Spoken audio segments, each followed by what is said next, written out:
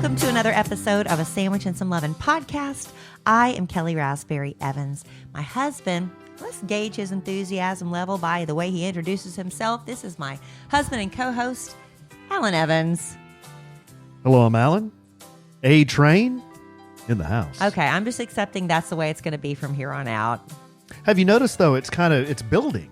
It's building to a crescendo. It is? Yeah. It seems exactly the same as it was last time. No. Go back and listen. I've been listening. Oh, okay. Yeah, it's rising. Okay, so it's coming. Yeah. We're getting back. Okay, yes. There we go. It's rising to a crescendo. We are anxiously awaiting the return of the enthusiastic A-Train delivery. But until then, welcome to another episode. Thank you all for being here with us. It's been quite an interesting week, I would say, so far. Just the regular household stuff going in and out, the daily grind. I guess what I'm saying is, no, it hasn't been an interesting week so far. It's actually been the exact opposite. It has been the exact opposite of an interesting week so far. I disagree. I think we've got a lot of interesting things going on, and that's why we're doing this podcast. Okay, tell everybody about them. When I said we had an interesting week so far, you just kind of sat there. How interesting was it? Well, apparently, I don't know. I can't gauge. You're not giving me any reaction, so I thought, well, maybe it was an interesting week, and then you didn't say anything, so I thought, well, maybe it wasn't. Well, you went down the "this is an interesting week" bunny hole, and I thought you were going to produce some bullet points about why it was so interesting. No, I thought you would save me. Then you just panicked. No, I just thought you'd save me. Well, I will. And as we discussed before this podcast started, I usually bring the show content. Oh, I got show content. What do you have? I do a lot. What do you have? It's a surprise. Maybe you have tired podcast head because now you're doing aren't you doing 3 or 4 other podcasts or something now? That's true. Yeah. I've been a guest on 2 other podcasts this week. It's a lot of talking. And this is the second one I've done with you. So that's the second in 3 days. And then I did my Love Letters to Kellie podcast. So this is my 5th podcast so far this week. So yeah, I guess it has been an interesting week. I started talking and then my mind just went blank. I kind of forgot where I was for a second. Does that make sense? It makes sense, babe.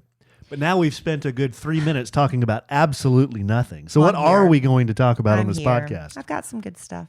Well, like what? Fill me in. Well, here's the thing. A lot of people, we just got through with Valentine's Day, and there was a lot of proposals that were had on Valentine's Day. So a lot of people are getting ready to plan weddings. Oh. So I've got some interesting stuff on that. On weddings?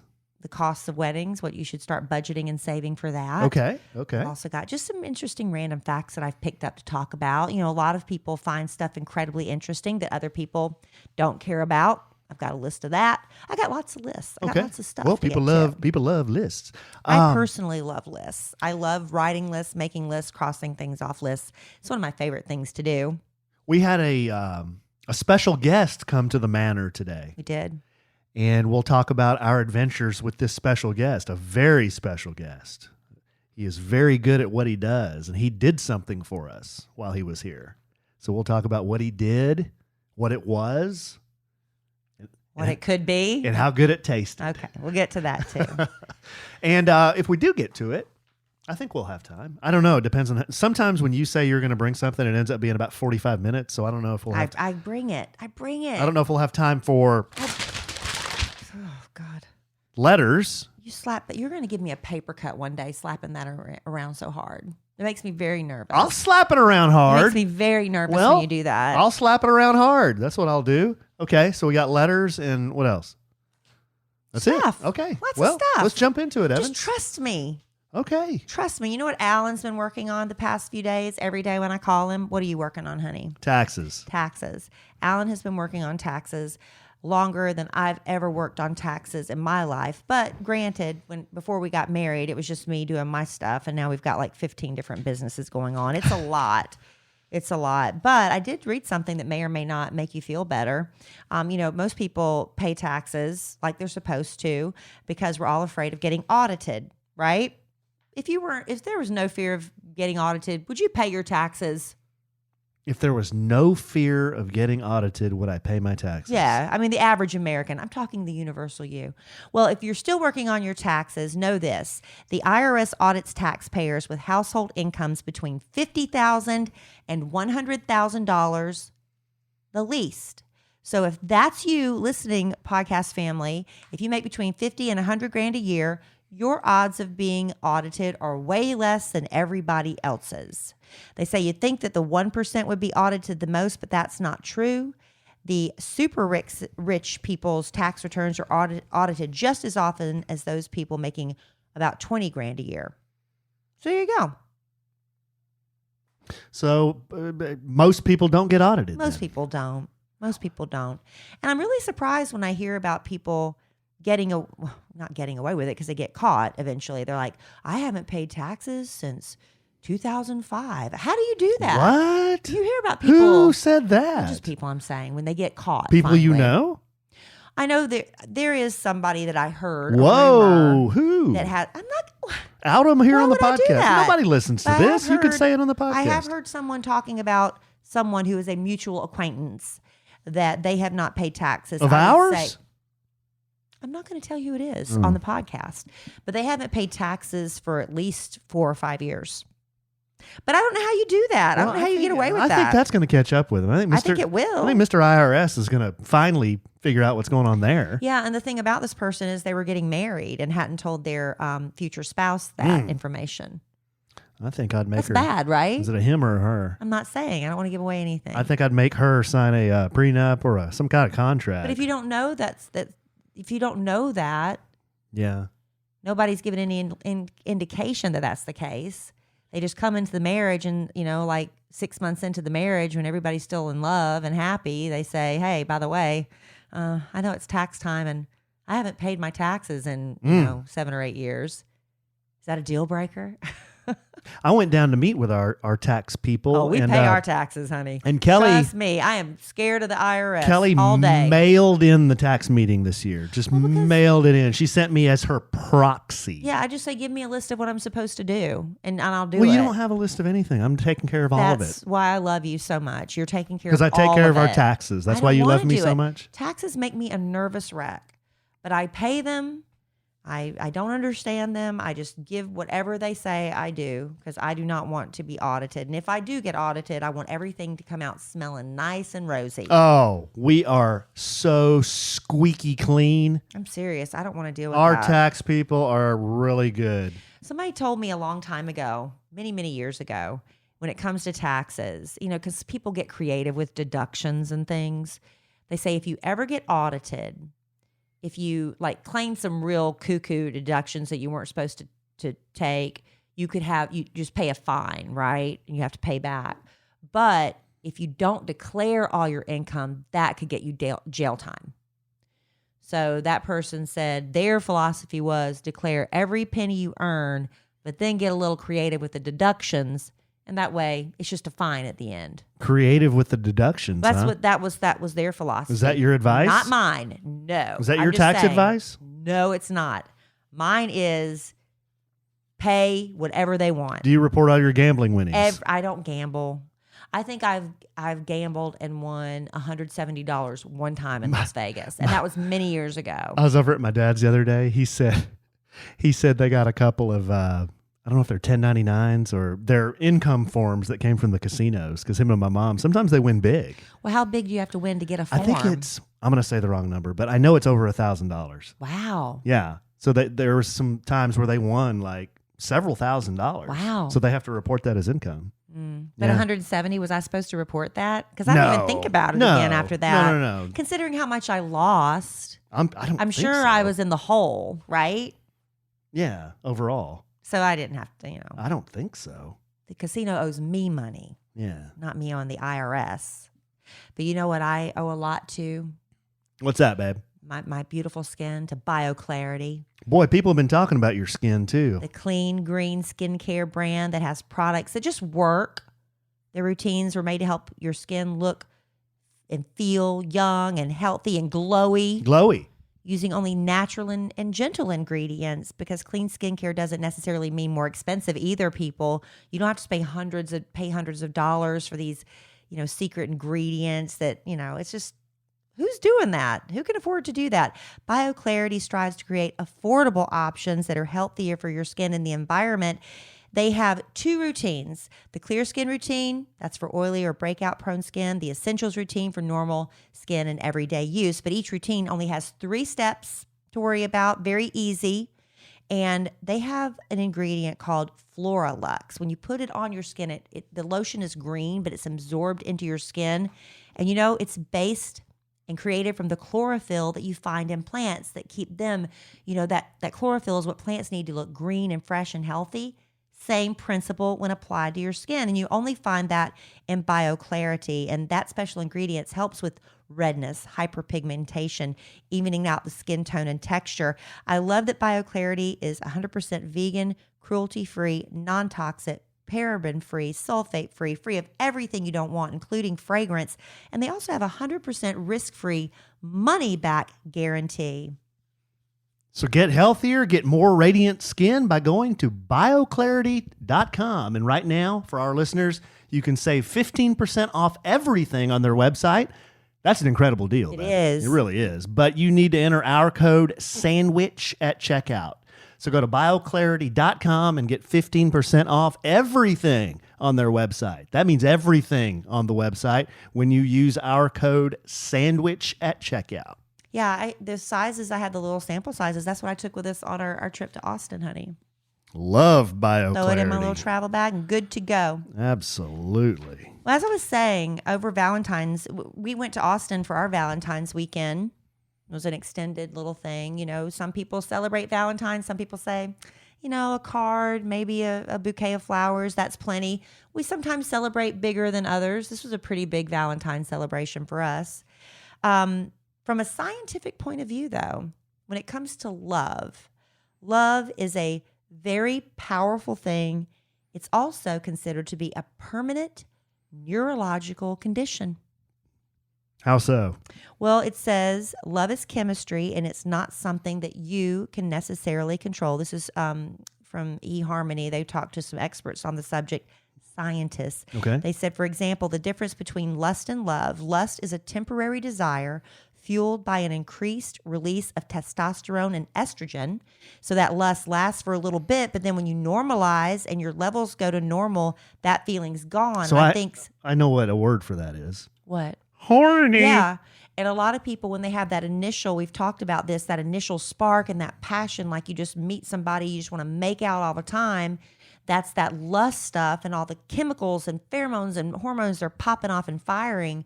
And when that stuff abates, because it will subside, you think, oh, I've fallen out of love, when you were never in love to begin with. No. You were in the state of lust. You just had...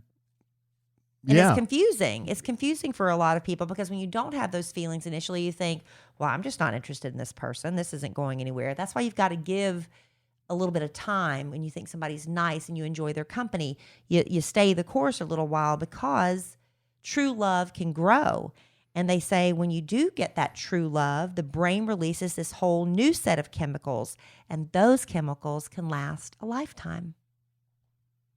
So hopefully you have that everlasting love, and maybe you found it on Valentine's Day. And if you did propose, here's the harsh reality, people. You want to have a wedding? The average cost of a wedding, well, let me guess. Wait, let me just tell you. Let me guess. 9 million proposals they estimate happened on Valentine's Day. 9 million. That's a lot. 9 million. Mm-hmm. Now, not every one of those was man-woman. There were probably some men and women, right? Well, it just does that include all of them? I did see another statistic. It said 22% of the people that got engaged met online through a dating app. So 22% out of that 9 million. That's a lot of people. It's a lot. But the average cost of a wedding, if you got married right now, and I know you're planning a wedding if you are within the next year or so, it would set you back what? The average cost. Some will be more, some will be less. That's what average means. I know. 22,000. Close. 24,723. Wow, pretty close. 25 grand. We'll just round up to approximately 25 grand. Yeah, and there's a site called the Wedding Report, and it said what you should do. We didn't do necessarily a budget, did we? We never sat down and said we're going to spend X amount of dollars. No. We just kind of, because we had a 5-month engagement, we went and we found a wedding venue. They told us how much it was going to be. We said, we're going to go find another wedding venue Mm-hmm. because it was way too much. It was beautiful, way too much till we found one that we were comfortable with. But we never even discussed that. And then the flowers, we didn't discuss what the budget was going to be. We just got some prices and we were like, well, that feels comfortable. Well, how much is food? We went and tasted it. Well, this budget, this feels right, but we never sat down. But according to this website, you should set a budget and stick to it. And I don't know if I agree with this is their recommendations, but they said the majority of the money, well, I do agree with this part, should be for the reception. Yeah. Right? That's the party. And they give the range from 48 to 50%, and everything's a range of like 2 to 3, 8 to 10%. So just for the sake of this, I chose the lowest percentage out of everything they offered. So it comes to 100%. Okay. Does that make sense? It does. So the reception, 48% of your budget. So they said that should roughly be about 12 grand. Okay. So about half your budget should be your reception. Right. And that's food and drink. Food, booze, venue, right? Yeah, that's 12 Does that include, grand. Does that include flowers too? And that's a different price. That's a different price? So that seems, I mean, I guess, some people can have a backyard wedding with a barbecue and you save a lot of money. What about there. food trucks? Whatever your reception is. My man. The next expense would be for the biggest expense. They said 8% should be for entertainment and music. So that's if you have like a quartet perform for the ceremony or a DJ for the reception, that should run you about 2 grand. Flowers. That seems a little low, but. See, they're saying these are the averages. Okay. So based on a percentage of the $25,000 wedding, 8% would be 2 grand. So if you had a $100,000 wedding, what's 8% of that? $8,000. That would be the 8%. So Yeah. 8%. We're doing this based on I didn't know if you're trying to $25,000. trick me or you're really asking for the right answer. We're doing this based on a $25,000 wedding. Okay. They say that the same thing for flowers, 8%. Attire, your gown and your tux and all that that you pay for, 8%. So that's $2,000 for each of those expenses. $2,000 for flowers, $2,000 for gown and tux, and $2,000. I didn't for spend the $2 grand entertainment. on a suit. I'll tell you that. I didn't spend that on a dress, but combined, we probably claimed close to that. The photos and videos, that should be 10% of your budget. So that'd be $2,500. Yeah, you got to have good photos. Good But I'm photos telling are you, essential. Good photos are great, but honestly, I don't know how I feel about the video. It was fun to watch it one time, but we haven't watched it since. I've watched it a couple of times. You have? Yeah, you watched it without me? Because I put it on our website.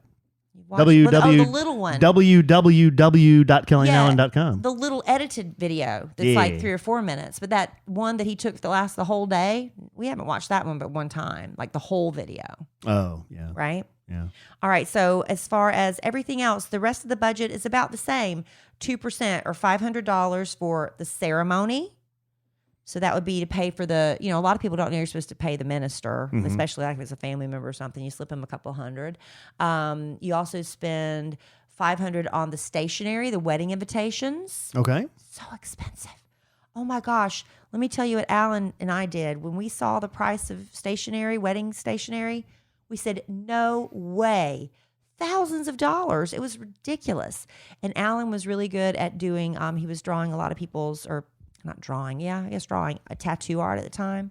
So you created a design for the wedding invitation. We went to a printer, had them do a cool font. We told them what to say, printed it up. It was nowhere near that much. It was that's a big way to save money there. And you can also do it on your home printer. The artists work cheap.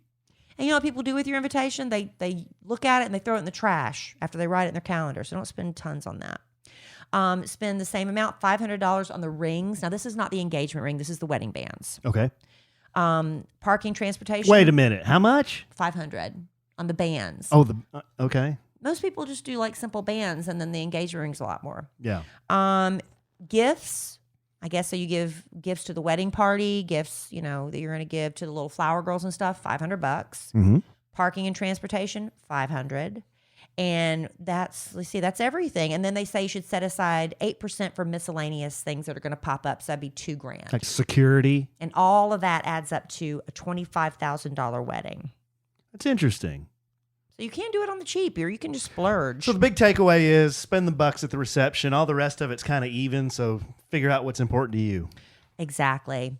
And trust me, it matters on the reception. That's what people are going to remember. The wedding is sweet, but it's just about the vows you say, and it's really sweet and how pretty you look, and that's great. But people are really going to remember how much fun they had at the reception, don't you think? Yeah, for sure. I agree with that. Yeah. So, but I like good pictures. I like good music. I like good booze. Yeah. Give me some good booze options. We didn't want to scrimp on the bars. Good Some food. people. Give me no, I didn't eat anything. You we never did. eat? We ate dinner. A little bit. We sat down and ate. I didn't eat much. Yes, you did. We had chicken and steak. Everybody was coming up and saying hi. I didn't have time to eat. I ate. You ate. I didn't I ate eat. chicken and steak, and it was delicious. I was saying hi to our guests. Alan doesn't remember, but he ate. He Not sat right next to me. I wasn't cramming my pie hole. Yeah, I was saying hello to everybody. But anyway, we did that. So that's our little advice for you. If you're going to have a wedding, don't stress, don't sweat it. I always recommend a shorter engagement if you can swing that, only because you make the decisions and you move on. If you have a long engagement, you're going to find a dress, you're going to think, oh, I like it, but let me keep looking. And you're going to end up confusing yourself so much. Same thing with venues, same things with wedding cakes and everything. If you have too many options, you're going to make yourself a nervous wreck. But if you I'm on a time crunch, I got to make a decision and move on to the next thing. That's the way I like to do it. Mm-hmm. Instead of the 2-year engagement.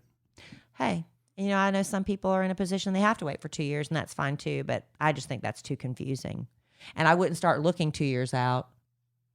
You're really going to get yourself in a tizzy because there's going to be a new, this rustic barn thing that everybody's doing now.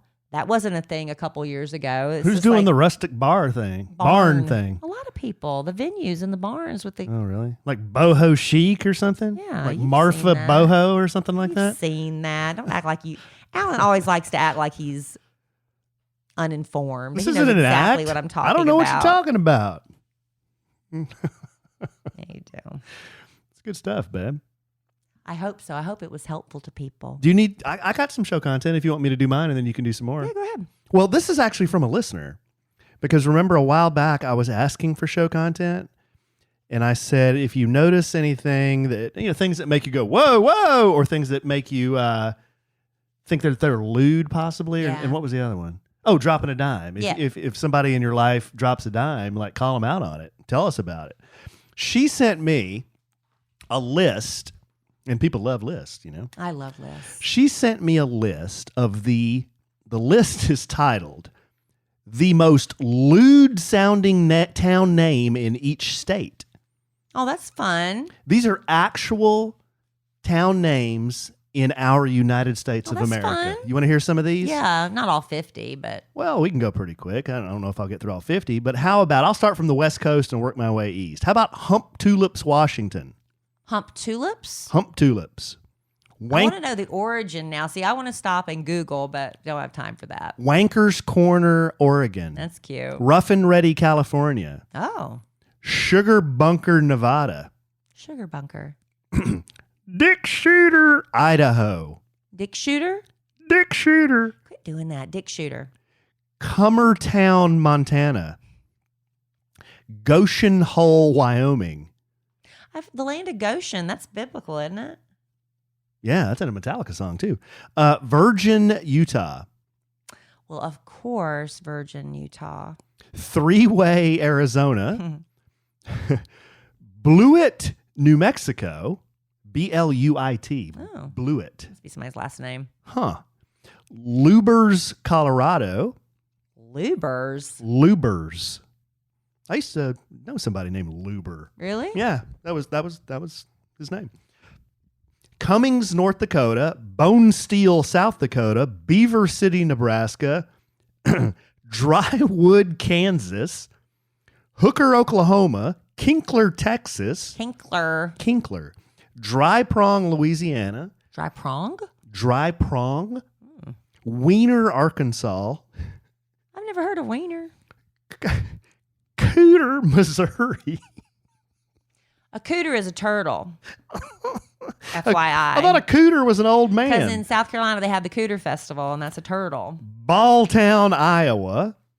Keister, Minnesota. Spread Eagle, That's Wisconsin. Really? Yeah. Booty, Illinois. Oh, Booty. Boody. Booty. Booty. Okay. Booty, Illinois. Dick, Michigan. D-I-C-K, Michigan. Okay. Floyd's Knobs, Indiana. Big Bone. Let's see. Is that Kentucky? Yeah. Big Bone, Kentucky. Sweet Lips, Tennessee. Splunge, Mississippi. Splunge. I just ran out of names in Mississippi. How about Ball Play, Alabama? Mikosaki, Florida. Mikosaki. That must be like a tribe. Yeah, that's got to be Native American. Butts, Georgia. Sugar Tit, South Carolina. Are you serious? Yep. Climax, North Carolina. Short Pump, Virginia. Brohard, West Virginia. PP Township. What state is that? Ohio. PP Township, Ohio. Intercourse, Pennsylvania. I've heard of that one. Butternuts, New York. Cozy Corner, Vermont. Is that Vermont or Delaware? This is where it gets. This is where it gets a little. Alan is not seeing the state's name. He's having to identify them by sight. You're doing very well. This is where it gets a little iffy for me. Bangor, I've heard of that. Bangor, Maine. Bangor, Maine. That's easy. Felchville, Massachusetts. Woonsocket, Rhode Island. Essex, Delaware. Ramtown, New Jersey. Blue Ball Village. Blue Ball Village, Maryland. I can't believe you know all the states. Well, there's one more. I can't remember which one that is. He's identifying the itty bitty states. I can't do that. And then Swallow Hill, that's Delaware. I'm going to look up the South Carolina one. How about that? I've never heard of that. There's all 50 of them, That's babe. interesting. How about Sugar Tit, South Carolina? I want to know what county that is in. I'll be Googling that later. I think my favorite one's Cooter, Missouri. Well, Cooter, like I said, that's just a turtle. That was that guy in Dukes of Hazzard. There was a guy named Cooter in Dukes of Hazzard. And that's an expression, too. He's drunker than Cooter Brown. I don't know who Cooter Brown is. He was really drunk. Apparently so. Well, thank you, listener, for sending that in. That's very interesting. That was interesting. Well, and there's Mary's Igloo, Alaska, and Hona Unawa Napupu, Hawaii. Easy for you to say. There you go, babe. There's my show content. That was good, honey. I know you love saying Thank you. little dirty words. Thank so that you. made you so happy. It did. It's funny. I like those funny words like that. I like funny words. I think my favorite was Blue Ball, Maryland. That was it? Well, I don't know. Either that or Cooter, Missouri. All right. If you're from Missouri, do you call it Missouri or Missouri? I say Missouri, but I'm not from there. Yeah. If you're from Missouri, let us know. Email us at podcast@kellyandalan.com. Let us know how to pronounce it. Let us know how to pronounce it. You know, I think Alan and I have been talking a lot. You know, being a parent is really hard. It's, you know, not the funnest thing in the world, but sometimes, you know, you have to do that tough love thing and getting the kids off their devices. You'd never heard so much moan and scream and griping, you know, as when it's time to put the phones down. And we're like, we're going to start doing a thing where we all read together as a family, something just to get everybody off the phones, right? But it's not just the kids. It's us. I monitor my own screen time. I try to do less and less every week. But it's not just your phone. It's also the laptop. Oh, it's yeah, screen time. That's true. I mean, we are addicted. Oh. Just because you're not surfing on your phone doesn't mean you're not surfing on Babe, your as we sit laptop. in here right now, I have 3 screens. Phone, laptop, TV. I have an iPad here, too. I've had all 4 of those son of a guns going at one time before. It's bad. And like I said, when we were out over Valentine's weekend and I'm looking at everybody and so they're supposed to be having these romantic, you know, moments where you're connecting and everybody is face down staring at their cell phones. And this is actually a real addiction for people. If you find yourself panicking when you don't have access to your phone, like I've forgotten my phone at home and I'd be at a nervous wreck so I could get home to get to it. So afraid I've missed something important and not one message, not one text. I didn't miss anything. But that anxiety you get, if you reach for your phone several times during the night, if you know, they say it's really become a psychological problem. It's becoming an addiction when you have that feeling of anxiousness and stuff. And they were talking. They did a survey of boomers and millennials. Define boomer. That I knew you were going to ask that. But they asked almost 4,000 people, and 86% of millennials say they are addicted to their smartphones. 54% of boomers say they're addicted. So the younger generation, more addicted. But at least they're admitting it, and I guess that's half the battle. Are they doing anything about it? I don't know. But then it was like, okay, I hear this term boomer getting tossed around so much. What is a boomer? Well, I looked it up. Born after World War II, right? Boomers From were born 45 to 65? That's close, 44 to 64. 44 to 64. That's very good. You're very good. So that means as of this year, they'll be ages 56 to 76. Yeah. We got to know who boomers are if you're in marketing. Yeah, well, I'm not. But ages 56 to 76, so 54% consider themselves addicted. Mm-hmm. So these would be some people like our parents' age. Right. Yeah, exactly. Mm-hmm. I don't think our parents are addicted. My mom does enjoy it. My mom's not. I tell you what, there's no way I can get a hold of my mom on a cell phone. Forget it. Yeah, she'll text back like days later. Oh, she'll leave the house, doesn't take her phone. She'll come over to our house, doesn't have her phone. I mean, you can't get a hold of her on the But you know cell phone. what? That's refreshing almost. No, I know it's frustrating for you. I wish I was like that. Yeah, it's frustrating for someone who's trying to get a hold of someone, but to live a life where you're not chained to your phone. She doesn't care. That's really refreshing. Now, my dad, like that. he's pretty connected. Yeah. He's pretty connected. Yeah, he's a mean online solitaire player. He's either really hot or really cold, though. Either he'll text you right back or you won't hear from him for like 6 hours. Yeah. Yeah. It just depends on if he's at the casino and if the phone is in his front shirt pocket. That's where he keeps his phone. Yeah. He goes, no case, phone in the front shirt pocket. Well, millennials, of them, 86% say they're addicted to their smartphones. Millennials were born between 80 and 94. So as of this year, they'll be between the ages of 26 and 40. Okay. Now, you and I, they didn't. No, we're the lost generation, babe. Gen X. We're always Gen X. lost. We're always. Well, millennials were actually considered Gen Y. I don't know why they suddenly started calling themselves millennials. They were Gen Y. We're always crammed in there between the boomers and the millennials. But we are Gen X. So we are 65 to 79. That's the years we were born. So that means as of this year, Gen Xers are 41 to 55. Mm-hmm. And then, after that, you've got the Gen Zs. What's Gen Z? I've heard of that, but I can't remember. So it's boomers, then Gen Xers, then Gen Y, also considered millennials. And then Gen Z is 95 to 2015. So this year they're between the ages of 5 and 25. So our kids are all Gen Z. Yep, our kids are all Gen Z, but I don't know what comes after Gen Z. So do we have a definition of Gen Z? 1995 to 2015. I understand, but like what's their bit? What do they do? I mean, we know all millennials eat avocado toast, but what do all Gen Zers do? Well, I'll tell you what they are noticing, that this addiction to smartphones, because it is starting at such an early age, that certain parts of the brain are not developing as they're supposed to. Yeah, I can believe that. And that's going to be a really big problem, I think, for this generation, because I think what they're saying, like talking, communication skills, but there's certain parts of the brains that aren't developing. Because they've done studies on it, and they say it doesn't necessarily show initially. So when you give a child, a 1-year-old or 2-year-old, an iPad, and they are like little whizzes, and you think, my child's a genius. Look at them on this iPad. They can navigate it, swipe, and all this stuff. But there's a certain part of their brain they're not developing because they are so focused on that device. And the problems are starting to surface when they're like in first, second, third grade. Mm. Because that's when the skills the parts of their brains that should have developed when they were young. I don't have the study in front of me, so I am talking out of my butt right now. But they say when they get to school and they're supposed to be learning, there's certain milestones they're supposed to hit with their education. They're not being able to hit them because there's a part of their brain that didn't develop properly. Yeah, I've heard that too. Yeah. Yeah, I've heard. You got a source on that? I don't. I was just repeating what I'd heard something else. But it makes, I was talking to somebody else about, they were going to take their kids to Disney World, and they had a 4-year-old and 2 other children who were a toddler and an infant.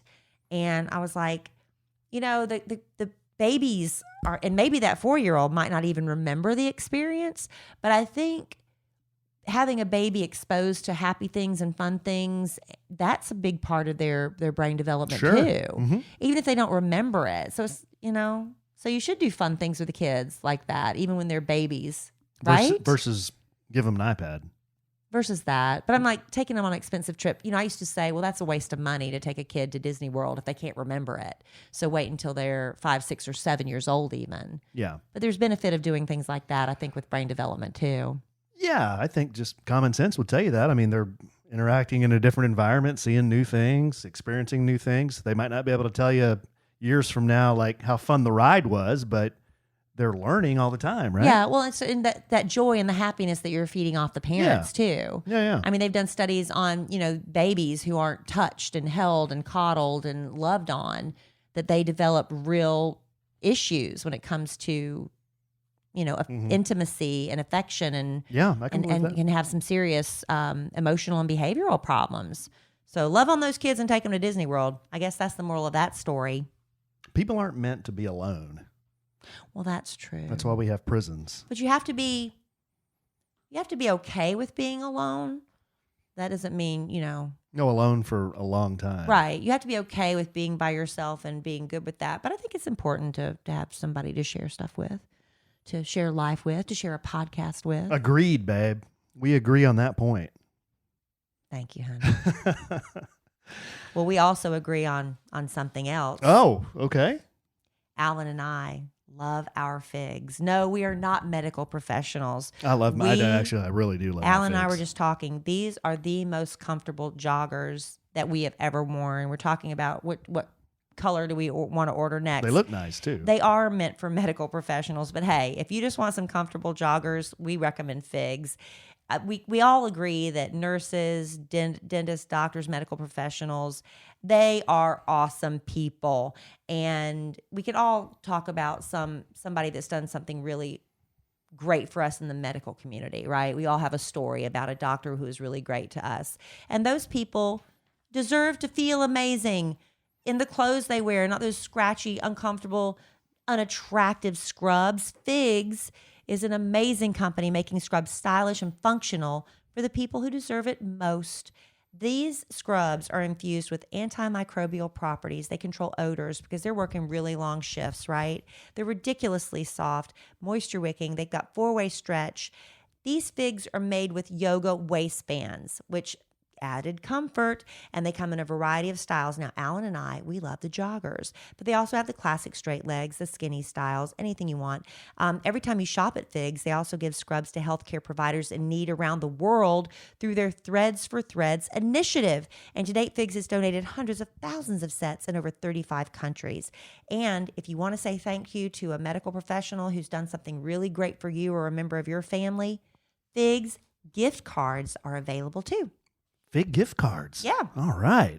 So whether you're one of the awesome humans that works in healthcare or someone that wants to say thanks to these deserving folks, Figs is going to make that easy by providing you with 15% off your first purchase by using our code SANDWICH. So get ready to love your scrubs. Head to wearfigs.com. That's WEARFIGS.com and enter our code SANDWICH at checkout. Love figs. I know you do. I really I do. just washed them and took them out of the dryer tonight. All right, babe. Here at the Manor today, we had a very nice gentleman stop by our house. His name is Mike. And Mike happens to be I like to call him the master chef. He is the master chef at our restaurant that we talked about last time. It's called Oaked, OAK''D. And Mike and I were talking one day, and he said, I think it was maybe that I said, hey, do you think that we could get a sandwich on the menu that's a barbecue sandwich, and let's call it a sandwich and some lovin'? If Kellie and I are going to be... That marketing brain That's being put right. to use. If we're going to be part of this thing, can we get a sandwich on the menu? And he said, absolutely. What do you want on it? And I said, you know what, Mike? The only thing I want on it is bacon, but we'll ask Kellie what she wants on the perfect barbecue sandwich. Well, being from South Carolina, that means pulled pork. we do pulled pork barbecue. And on our pulled pork barbecue sandwiches, we put on coleslaw. And so that was my two things. I said, if it's going to be a pulled pork sandwich, you have to have coleslaw. Mm-hmm. But then I have a bit of a reputation. In fact, I'm teased quite a lot for my love of sausage. I know this is hard to believe, but I was the sausage eating champion at the Ennis Polka Festival a few years back. Yes, I ate more sausage than anyone. I went into that competition thinking, I don't want to win this competition. I was doing it, they were having like the local newspaper guy, TV people, and me there. I was like, that'd be embarrassing to beat all these men in a sausage eating contest. But you know what happens? When they say go, the spirit of competition kicked in. And I won that sausage eating contest. So guess what? What? The sandwich has sausage on it. It does. It does. So Mike came over and he brought all the ingredients that Kellie requested and then some. And he built us a prototype, a sandwich and some lovin' barbecue sandwich. With sausage. So and bacon. So here, everything. Well, first of all, tell everybody what'd you think? I loved it. I thought it was great. Yeah, me too. It was really, really good. But here's what it had on it. Mike came over. He had all these ingredients. He put together this sandwich using an artisan black and white seeded bun. Yeah, it's got black seeds and white seeds on it. So it's really cool. It kind of had a tiny sweetness to it. Yeah. And it's not like a sweet bun. But No. Like just a hint of just sweetness. A hint. It was good. Of course, it had oaked smoked pork butt, very tender. It had jalapeno cheese sausage. See, so you need that sweet with the spicy. It was a really nice combination. Oaked house smoked bacon. So you got 3 proteins on there: pork butt, jalapeno cheese sausage, and the smoked bacon. And then he topped that with Carolina sauce, which I had mustard based. I had no idea. Yeah, Carolina barbecue is mustard based sauce. Is it mustard or vinegar based? It's mustard based, but it's got vinegar in it. Oh, but okay. It's a mustard based sauce. Okay. It had apple cider coleslaw because Kellie wanted coleslaw on it. And then he put all this together and he stuck one of those sandwich flags in it with a little pickle. With pickles as a garnish. And on the top of that little stick was a sandwich and some lovin' flag. Yeah. It was awesome. So cute. So it was a lot. I don't know why I thought that was so fun. It was cute. And it's going to be on the menu. And Mike was talking to us. Another thing, a lot of people are like, we've talked about this before on the podcast. We're meat eaters. But this is all ethically sourced meat. He's very particular about where we get the meat. So all the pigs, all the cows, they've been treated ethically, and we're going to eat them. Yeah, we're going to eat them. At least there's that. So no, but he's real serious about that. And, yeah. A lot of people throw around farm to table, but I think the companies that he's working with, it's my understanding that they're the best ones in the industry, and they provide the best meats, and they like Kellie's saying, treat the animals as ethically as they can. Yeah, they're treated well to bring on them their time. to bring them to market. Yeah, so we're excited about that. So a sandwich and some lovin' sandwich is going to be on the menu whenever the restaurant opens this spring. They're working towards that right now, so we'll keep you posted on that. We'd love to have, we talk about having another podcast family get together. Why wouldn't it be at this fabulous barbecue restaurant when it opens? That's half the reason of us getting involved. We're going to have parties at this place. Amen. We're going to have all kinds of parties at this place. A lot of good stuff. But and you know what they're going to be known for? It's good food and good service. That's right. You don't always get that. But you can follow Oaked at OAKDBBQ on Instagram. Yep. And you want your mouth to water, go look at some of those pictures. Yummy, yum, yum, yum. But yeah, thanks, Mike, for coming over today and doing that. We are super excited. And I'll post we had enough to make more sandwiches later for leftovers. Yeah, really good. I'll post some pictures. That. I'll post some pictures. Yeah. But, speaking of, like I said, customer service is so important. It's a lost art form, and because they haven't started hiring the wait staff and stuff yet, but that's coming. But you see, I started off working in restaurants, retail first and then restaurants. And man, I busted my butt, and I did, you do everything you can as a waiter, because guess what depends on it? Your tips, right? But I think that's customer service is just becoming a lost thing too, because I think like with a lot of waiters, they're like, fire me, I'll just get another job waiting tables. You think so? Right? Do you think that that's true? I know because of a Big Al with his situation in the My restaurant man. industry. He'll just have people just not show up. Yeah. But when I was working in the restaurant business many, many years ago, but I mean, I'm talking like I moved to Atlanta in 1990. So around that time, we all stayed right there. We had the same core group of waiters and we loved working with each other. And when somebody got a better opportunity in another restaurant, they were like, y'all come on and go with me. And we'd all kind of travel in a little group, and it was good. But I don't know if the times have changed. I don't know, babe. I think they have changed. I mean, business is so competitive. Customer service used to be something that companies were like, oh, we've got really good customer service, that's why you want to use us.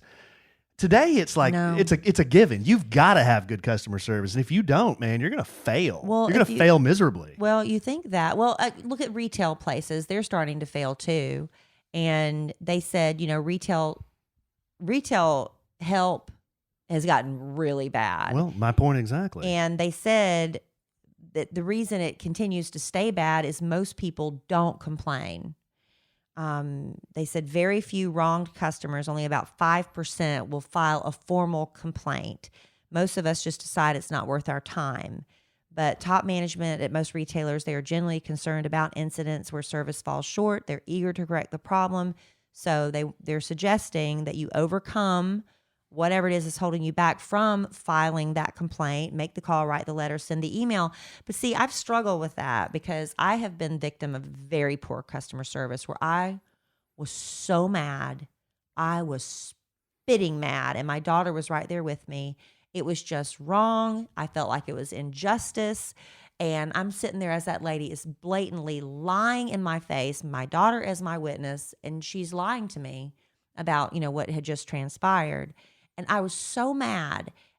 I came really close to filing a complaint, but I didn't because I'm like, if that woman loses her job, then I'm going to feel guilty. And so I didn't, and I let that go. But was that the right move to make? Because she went out and probably did the same thing to other people. When's the last time you filed a complaint? Filed a complaint? A formal complaint against bad customer service. I usually just take it up with the person who's giving me the bad service. You really do? Yeah. Yeah, I told you that story about the person at the airport restaurant, and she was giving me the attitude, and I asked her, why are you giving me an attitude? I'm your customer. And then she kind of realized that she was giving me attitude. She goes, you know what? I'm really sorry about that. I'm having a bad day. And then I was like, oh, okay, well, I'm sorry to hear that you're having a bad day. And we made up right there. Oh, wow. Yeah, I took it up with her. I wasn't being an a-hole. I just said, hey, why are you giving me an attitude? I'm your customer. And she goes, wow, yeah, you're right. Yeah, seriously. Remember me telling you about that? That was also affecting her tip. I do remember that. It was affecting her tip. That retail lady didn't care. Exactly. It was affecting her tip. And a lot of people go like online and they'll write a nasty review about bad service. But I don't know how effective that is because do people take the time to go and write a positive review online? Or when Some you're really do. mad? Yeah, some do. Well, some people do. I think the majority, when you're so mad and you're so angry, you just want to go type it out on a Yelp review or something. But I think sometimes... how effective is that really? I don't know. But to call the department store manager and say, look, Karen in the handbags department flat out lied to me, blah, blah, blah, blah, blah. Well, and then you have to give your name and your number and all that stuff. And I just don't do that. Yeah. I mean, if the manager is getting a bunch of complaints about the same person, he might do something. But if he's getting one rando complaint, usually they're not going to. That Kellie Raspberry. Usually they're not going to do She's much. never happy. Yeah. I don't know. It depends on the company. If they, like I said, if they really understand customer service and they care, that'll be important to them. Look at Chick-fil-A. Chick-fil-A has differentiated themselves from all the fast food places because of that service they have. Well, we looked at that survey recently, and they're actually the slowest when it comes to the wait times. Remember that? Yeah, slow and customer service are two different things. But they make up for it with their person. They're very personable. They always say, everyone says my pleasure now pleasure. Because of Chick-fil-A. Yeah, and so there's something about the experience. So, and the food is good too. So it's, you might be frustrated. You've waited in line longer than any other fast food establishment, but you still go back because they treat you very well. It may be slow, but compare your experience in a Chick-fil-A versus a McDonald's. So who's handling the customer service department of a Sandwich and Some Lovin'? The customer service of a sandwich and some Yeah, muffin? if somebody has a complaint about the podcast, where do they file that complaint? Or where do they register? Well, they can send us an email. Mm-hmm. Yeah, and usually if it's something I don't agree with, I'll just tell them to put an egg in their shoe and beat it. Yeah, that's not good customer service. That's I thought not the customer what I do. is always That's right. not what I do. No, the customer's not always right. No. But you have to make them feel good about the situation That's right. afterwards and turn that frown upside down, That's right? That's right. Yeah. So you just know that if you're handling, if you're sending any emails to the podcast, they're going through Alan Evans. Mm-hmm. I screen those. You do. Yeah, I do. And I see the ones you deem necessary. That's right. That's right. Did you say you had some more listener mail you wanted to get to today? Yeah. Yeah, I do, babe. We've got some letters. Letters. We haven't done letters in a while. It's been a couple of podcasts. Yeah, a couple of podcasts. Let's see what we got here. Because that one podcast where we did all listener mail. Yeah, but I love that. We had so many. Okay, the more mail we do, the more mail we get, right? That's right. You can I can write a letter. You can always send us letters to podcast@kellyanallen.com. Oh, I just heard the water running. I was wondering what was going on there. I think my daughter's taking a shower. Okay, here's one from Mitzi. She says, "Hey, Kellie and Alan. Wow, this is an old one. This is from last year. Oh no, we're just getting to it? Right before the new year. I hope y'all are having a great time between Christmas and New Year's." Eesh. Sorry, Mitzi. Sorry, Mitzi. Random question. I remember a time back y'all I talked hope about it wasn't an urgent question. y'all talked about Alan snoring and how a certain device you purchased really helped. Oh. Would you mind sharing with me what that device was? I'm in dire straits. I love my husband and I want to sleep next to him, but I fear it's taken years off my life in terms of lack of sleep. It's taken years off his life too, Mitzi. Shoving earplugs in all night long, noise machines, flipping him over, etc. has not done the trick. I would so appreciate your help. You might be saving my life and my marital bed with this information. Y'all take care, and thank you so much again. I tell you, we get so many emails about this thing. This is a problem that a lot of couples have. Mitzi, the device that I started with was, I've tried everything over the counter. I mean, everything. The little nose things you put in your nose, the Breathe Right strips. I had a throat procedure done. Yeah, he had like these rods put in his palate. That's what you first did when I first met you. Yeah, I mean, I tried everything. It was bad. I finally found a mouthpiece. It was called a Snore RX, and it's one of those boil and bite mouthpieces. It was $99. $99, and we thought it was working. Yeah, it worked for a little while, but it just it didn't stop the sleep apnea. It stopped the snoring, but it didn't stop the sleep apnea. And some people, that $99 fix will do it. And, I think it's always worth a try, right? So, because the other option is a bit more expensive, but just because you snore does not mean you have sleep apnea. And just because you don't snore doesn't mean you don't have sleep apnea. So if you're always waking up restless and tired, and you might need to get that checked. But the snoring is just the noise. The apnea is the not breathing. So that's what you got to get your husband to get fixed, because that will take years off his life. It causes high blood pressure. It causes all kinds of different health problems. So, and lack of sleep. You don't even realize how many times you're waking up during the night. Yeah. But I don't know if you're in the Dallas-Fort Worth area, but I work with a dentist. Her name's Suzanne Thai, Thai. And she has a practice in Corinth, Texas. It's called Swisher Dental. It's just up the road, just up 35. It's not too far, but she made me a custom fit mouthpiece, and it has completely stopped my snoring and my sleep apnea. If Alan goes to bed without putting that in, and he'll lie to me, I'll say, because he'll fall asleep so quickly, I'll say, Alan, do you have your mouthpiece? Uh-huh.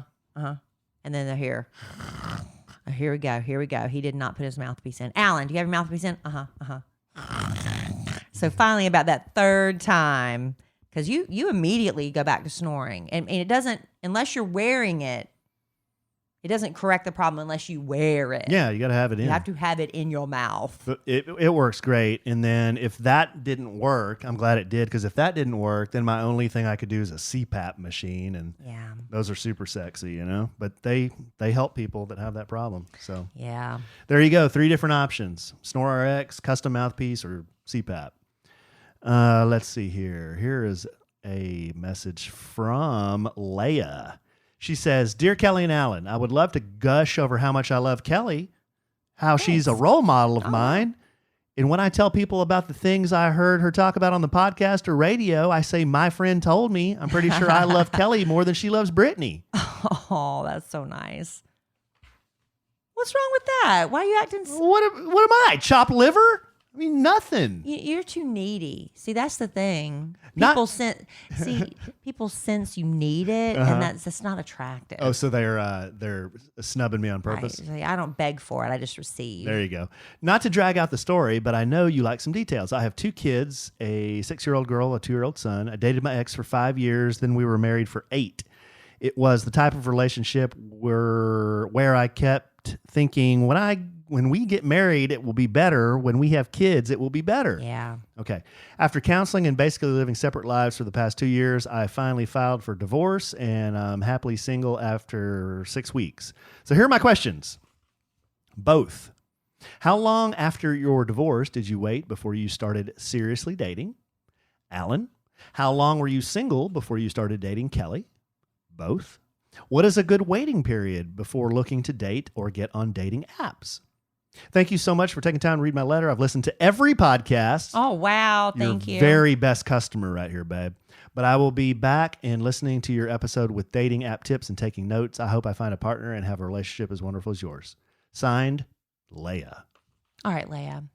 My experience is very different because I was divorced and I had an infant who didn't know if mommy was home when she was asleep or not, right? So I thought I was going to be by myself. Nobody was ever going to want me because I was 40 years old with a new baby. And actually, I ended up dating and having just a blast. I had a live-in nanny because of my work situation. And so when Emma Kellie would go down at night and she slept through the night, I was able to go out and date, but I didn't introduce her to anybody that I dated because there wasn't really any terribly serious relationships. I think before Alan, I introduced her to 2 men. One, she didn't even know I was dating him. She just thought he was a really good friend because he was always just kind of around, so she saw him as a friend. I only introduced one man that I was dating, and then Alan. So you had a rule that you had to wait 6 months. You and your ex had a 6-month rule before you introduced someone to the children. I think we waited for you to meet Emma Kellie about 2 to 3 months, maybe. Yeah, something like that. We got serious pretty quickly, but we still respected the arrangement he made with his ex-wife and waited the full 6 months. But that's not the question you were asking. You were asking how long to wait to date. Whatever. I think it's whatever you're comfortable with. You have to. I don't think there's a steadfast rule that you have to wait 3 months to date. If you're feeling it and you're out and somebody's attractive and asks you to go to dinner or whatever, great. I think that's important and healthy, but don't introduce them to the kids until it's a very serious relationship, because then you'll just end up with a string of men in and out every date that comes over to pick you up. That's confusing for kids. Yeah, it is. What was your take on that? Well, gosh, I'm trying to kind of remember. I just remember, well, to answer one of your questions, it was about a year and a half. I was divorced before I started dating Kellie. So within that year and a half, I dated a lot too. You got to get that out of. You're going to go crazy when you first get divorced. You go a little crazy, right? Yeah, like that's the first time I had dated in forever, and I was single again, and first time in forever. So yeah, I mean, it was kind of fun, At first, it's fun. Yeah, because I think you're trying to prove to yourself that you're still attractive and you're still able to get out there and do it. But right? It was, it was fun. But it was also, I think I've talked about this kind of on some of the podcasts. It was fun, but the more I did it, it was almost like the lonelier I got, because it was just date after date after date of, you'd meet somebody nice and then something would go wrong. Or you meet somebody and you thought things were going well and then they ghost. Or you meet somebody and they were totally like not what you thought they would be. And, I just had all these different experiences and it was frustrating. And honestly, if I were to think about my own self back then too, I was not in a place where I was ready to jump right back into a relationship anyway. Yeah. Because I met some very, very nice ladies that were very attractive, had great jobs, were very normal people, and I was the one that was kind of wheels off. So if I had met you a year earlier, if I was one of your earlier dates, it might not have worked It out. might not have. Because you weren't in the right place. Yeah, and I've also told this story. By the time I met Kellie, I had almost given up. I thought, well, okay, here's 2016. I'm just going to put myself on a dating app and see what happens. But if nothing happens, I'll be fine with that. So I finally accepted, okay, I'm fine by myself now. But if I meet somebody, that's great too. So I didn't have really high expectations, of anything in 2016. So it was funny when I met Kellie, our first couple of dates, they were fine. But I had been on so many dates that weren't fine that I was just happy that the dates that I went on with Kellie, the first couple, were just nice. They were just nice, normal dates. I was thinking, wow, this is really pretty easy. This is great. And then we just started dating after that. We've told that story before.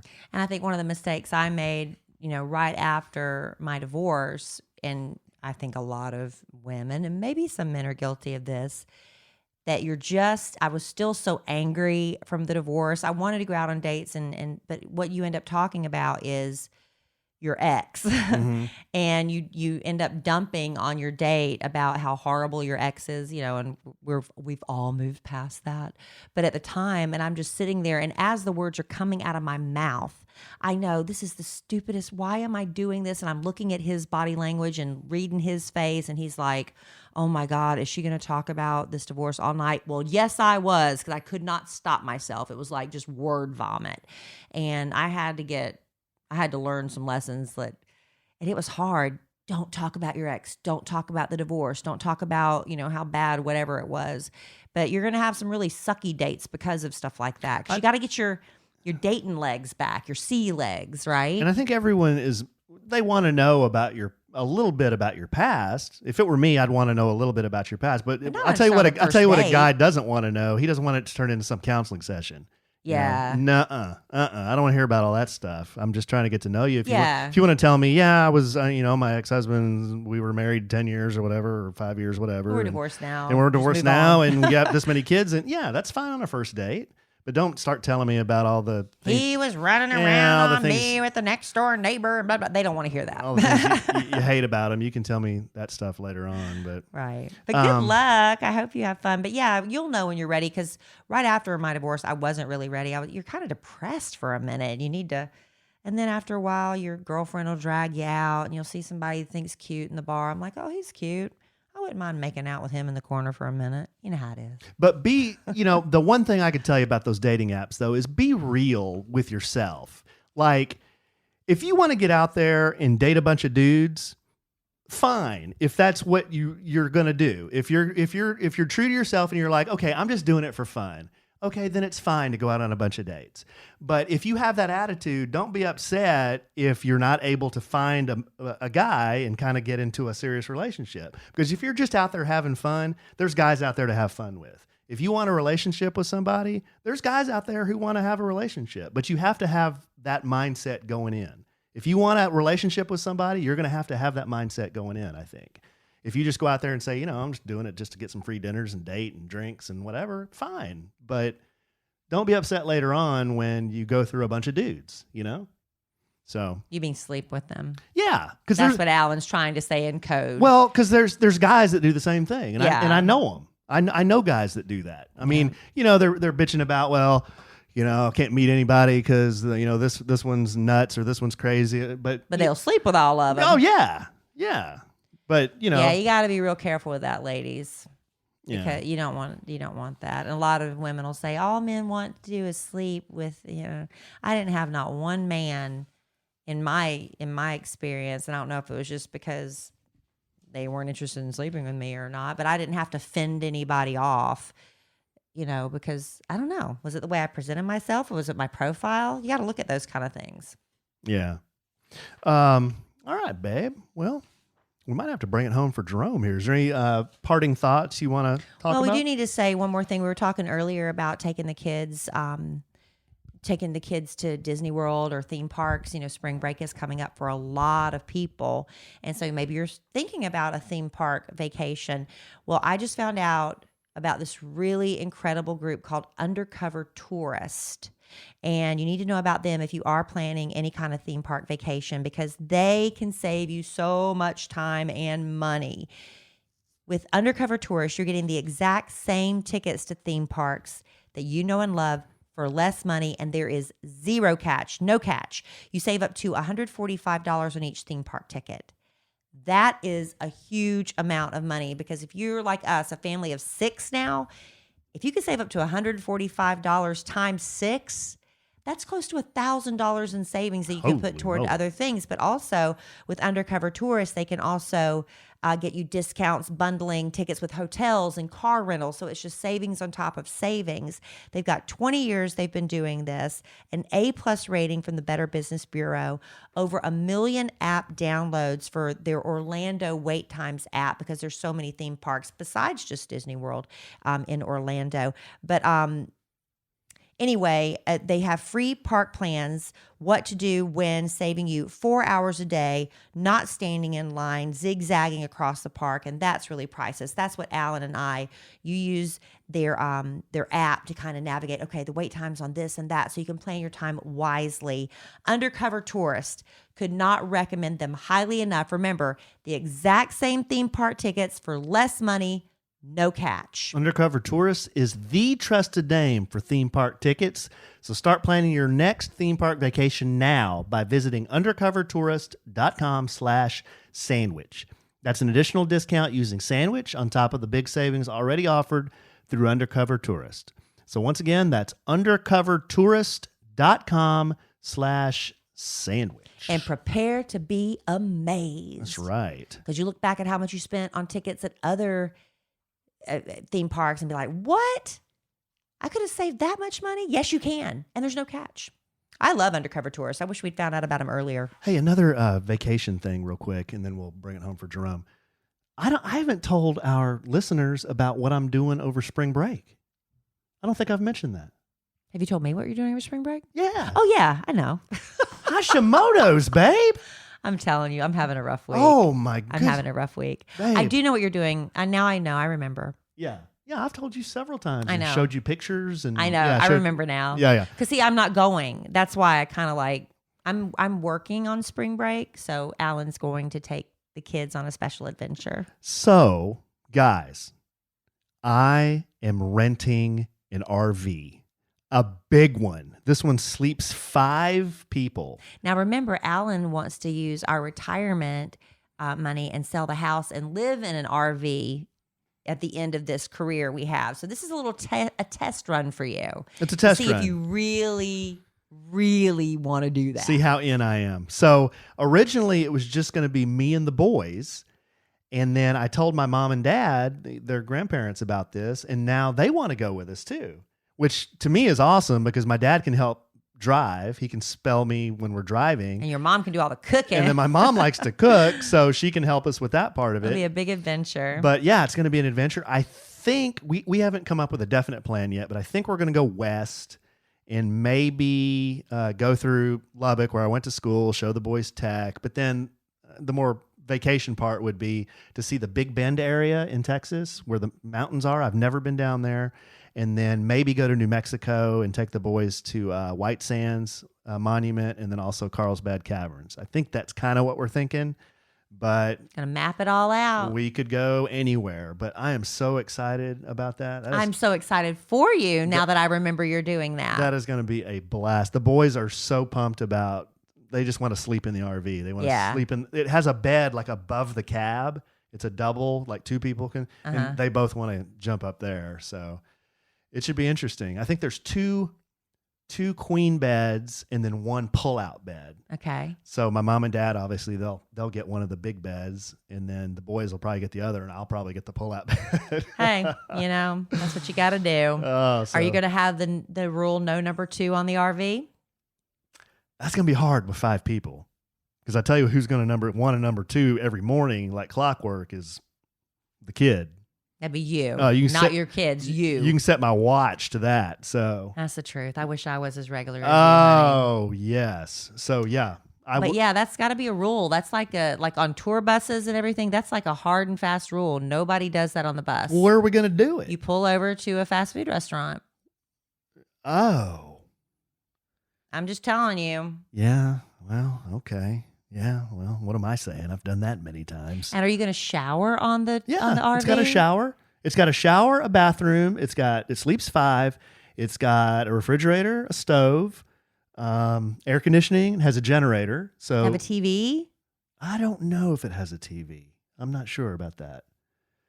I'll have to check that. I'm not sure. Yeah. So anyhow, Because when Alan and I went on an RV date, an RV expo date, we looked at all those fancy RVs, from the really budget ones to the luxury ones that Yeah. Alan's dreams of one day. So I'm glad you get to go. I will miss you. I will hold down the fort in your absence, and I'll be waiting for you with open arms when you get back. so send me some ideas if you have any, guys. We're really open, but we're thinking, it has to be kind of the surrounding states to Texas. We're not going to go to. Yeah, you only have like 5 days. Yeah, we're not going to drive to D.C. We're going to stay close to Texas. Yeah, it's a real quick spring break trip. So that's the plan. That'll be fun. No, we'll be fine. I can't wait to hear about it. And tell them about Mexico real quick, then we'll sign off. Oh, yeah. We're planning our podcast family vacation to Mexico. We're going back to the Valentine Imperial. Our vacation planner extraordinaire, Judy Nuri, she has come up with the exact same package we had last year, which is all inclusive. It's all adult resort. And it has the transportation from the airport to the hotel and back to the airport again when it's time to go home. And the package she's got from July 7th through the 11th is only $15 more than it was the same time last year. So if you go to kellyandalan.com/vacation, there's a form there you can fill out if you just want to get information about it. If you want to hold your spot, it only costs you $100 just to get your name in there, your spot reserved, so we can get that guaranteed low rate on the rooms. All inclusive. All inclusive, and it's great Adults food. only. Adults only, no kids. You know what? If you have kids, that's great. There are other resorts for you. But if you want an adult vacation and just let your hair down and have a great time, and we've developed relationships with people that we think are going to last a lifetime. And a lot of those same people are going back. And we've got some new faces going this year we're excited to meet. It's going to be a lot of fun. Buffoonerous Maximus. Yep. Buffoonerous Maximus. Have a good time. Dropping dimes, bouncing quarters, wearing Speedos. Maybe you'll do a little magic. I'll do some magic. Maybe I'll get a new bikini for this year. Kelly's going to be wearing a tea back. I won't be doing that. Why? No, nobody wants to see People that. want to see you in a tea bag. Nobody wants to see that. Especially me. No.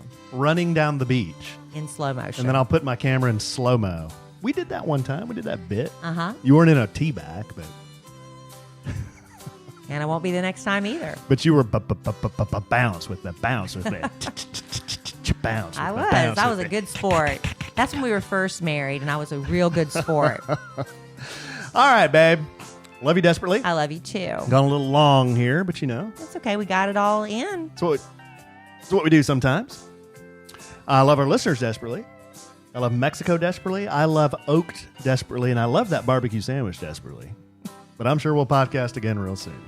And in the immortal words of the great Keanu Reeves, life is good when you have a good sandwich. Especially a barbecue sandwich. Bye!